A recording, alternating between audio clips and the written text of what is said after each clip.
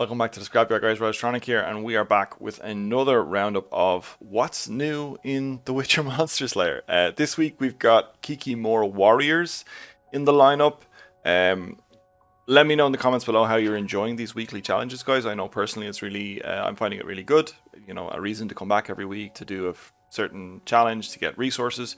I'll be the first to admit I don't complete them every single week.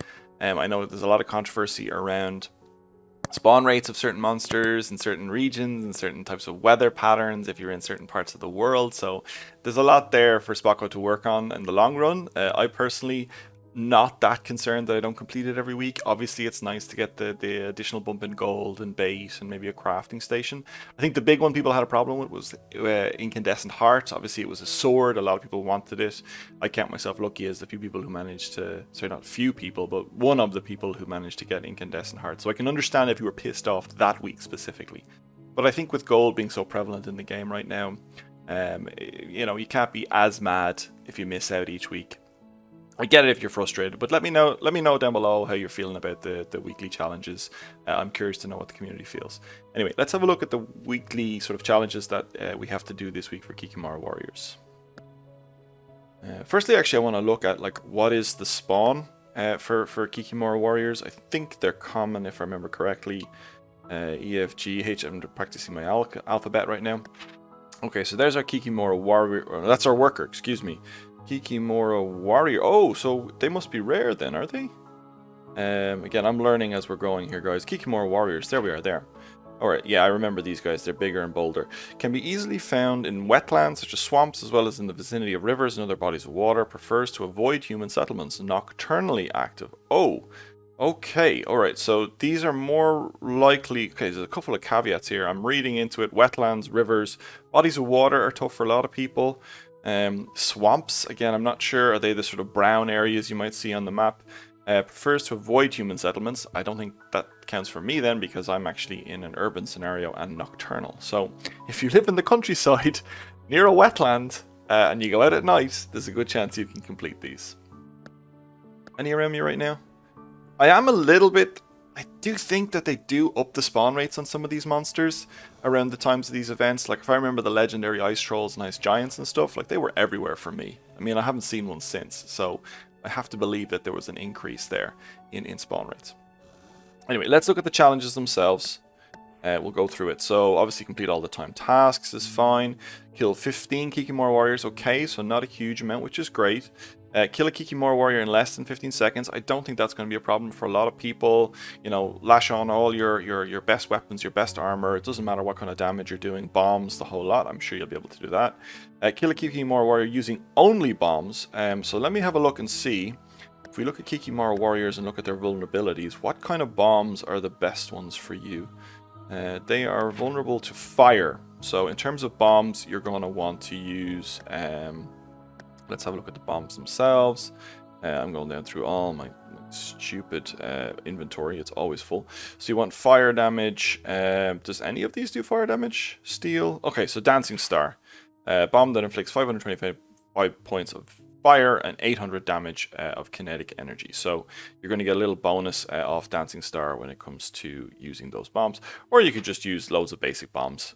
They just do 525 kinetic damage. So why not? Next up on the challenges list is kill 3 Kikimore Warriors without dealing any kinetic or fire damage. Now I'm going to leave a link up that side to a previous video on how to avoid doing kinetic damage. Essentially you just don't use ARD and you don't use bombs. Everything else, just hack away with your swords. I'm 99% certain there's no armors or swords that accidentally do kinetic damage. And then to avoid fire damage, then obviously don't use any other bombs. That's the same. And then don't use the likes of Incandescent Heart. Obviously don't use Igni then as well. So basically no signs except for maybe Quen, and just hack with your sword and your oils and your potions and stuff. So you're welcome. I know a lot of people will be searching how to avoid that specific one. I said check out the previous video. It's killing the rock trolls or the ice trolls. I can't remember which one. Maybe it's the giants. You'll figure it out. You're smart people. Gather 50 units of powdered monster tissue. Correct me if I'm wrong. Powdered monster's tissue just comes from any monster, am I right? That's not specific. Yeah, I'm right. So that's not specific. Just double check that. I'm always having to second guess myself. Sorry, it's crafting I want, it's ingredients I want.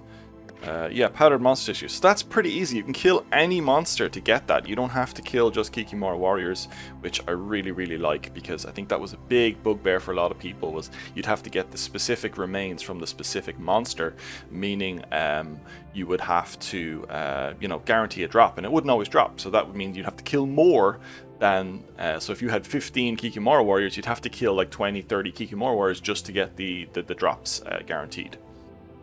And then the last one is craft 10 insectoid oils. So that means if let's go to the crafting and we look at oils and we look at insectoid oils, what do we need to kill then? We need to kill spectre remains. I called it ages ago. That you're going to need a lot of spectre remains. What I got wrong is I actually made a load of insectoid oils, so I should have saved all of those spectre remains. So get out there, start killing specters. Have I got any around me? No. Okay, so basically prioritize killing specters, but obviously you can kill monsters for the other stuff as well. And that's pretty much it. There's the guides to getting this done as quickly as possible. As I said before, let me know if you're enjoying these weekly quests in the comments below. And as always, stay tuned to the channel for more tips, tricks. I've also started live streaming the game a little bit as well. So if you follow me on YouTube or Twitch or Trovo or Facebook or any of these places, don't forget to go and hit the likes. All my links are down below. And as always, I greatly appreciate you guys. Have a good one and best of luck on the path. Bye.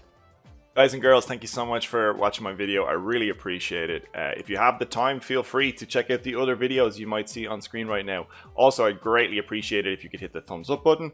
Also, subscribe if you want to see more good content like this. That good content may not be that good.